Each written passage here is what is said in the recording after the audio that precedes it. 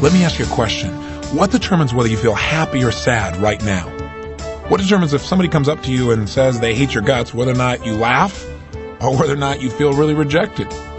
What determines whether right now, if I ask you, are you successful? How do you answer? You say you are or you're not. What determines whether you feel like you're successful or not? If I asked you, do you have a great body? How would you respond? And my question is, how do you know what the answer is? What makes you say, yeah, I got a great body, or no, I don't? Do you feel fulfilled at the end of the day? Do you feel like your day was invested, or do you feel drained? If I asked you about your relationship, would you say you're in love or you're lost?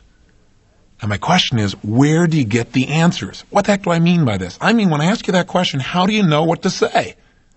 The answer to your questions always come back to one thing. You have to answer them based on your own personal standards. In other words, if I say, do you have a great body? You have to answer that compared to what? Compared to your standards for what a great body would be. Does everyone hold the same standard? You and I both know that's not true. And the different standards that we hold govern not only how we feel, but also how we behave, ultimately what we do and who we become in our lives.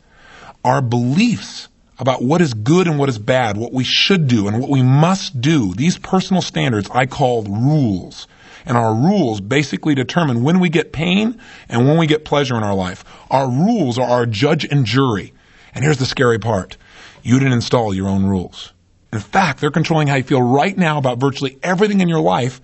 And for the most part, you probably aren't in control of them. This session today is designed to give you a clear awareness of what rules are, what their impact is on your life, and how you can change them and in a moment change your entire life. Are you really a successful person? Now you may say absolutely, or you may say, well, kinda, or you may say no. The answer you're giving me is based on this rule, this thing in the back of your head that says in order to be successful, you have to do this, this, this, and that. And it varies from person to person massively. I mean, do you know someone personally that you can think of who you think is real successful, but if you spend time with them, you found out they don't think they're successful? I mean, by your standards, you think, wow, this person's doing really great. They're making a difference in the world. They have a great family, great friends. They have a great career. But they don't feel like they're successful because they're not making $10 million a year, or they haven't gotten 8 billion people to change the way they think. These sound exaggerated, but in the real world, and I'm working with thousands of people, I can tell you that most people have a set of rules that control how they think and how they feel, that make it really hard to feel good and real easy to feel bad. And that's a great way to make sure for the rest of your life, no matter what you do, you could be winning and feel like you're losing because the scorecard you're using is unfair. It's unfair to you, and it may be unfair to your kids and to your spouse. It may be unfair to the people you work with in your environment. And I want you to be able to change that. So are you successful? Answer the question if you would.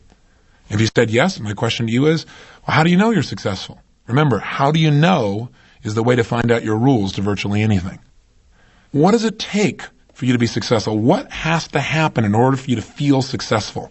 And again, I'll repeat this many times because this is the second question to find out somebody's rules.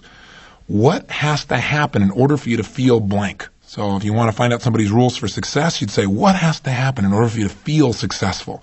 If you want to find out their rules for being a great lover, what has to happen in order for you to feel like you're a great lover?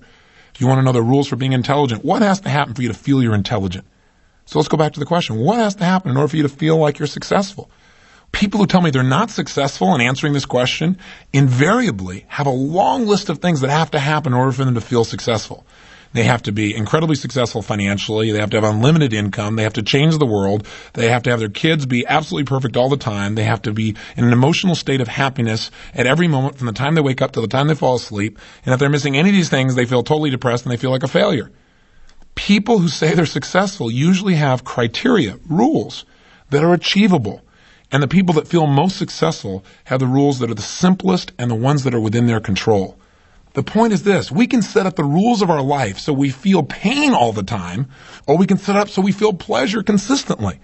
I have a new definition of success. It's quite different than what I started out with several years ago. My idea of success used to be like this man's. I had to change the entire world overnight, have everyone be happy instantaneously because I showed up. Now, obviously, that's a great way to make yourself stressed out of your mind. What I've really decided now is success is real simple.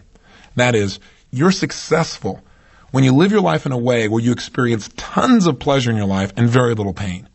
And when the way you live your life also causes the people around you to consistently feel tons of pleasure and very little pain.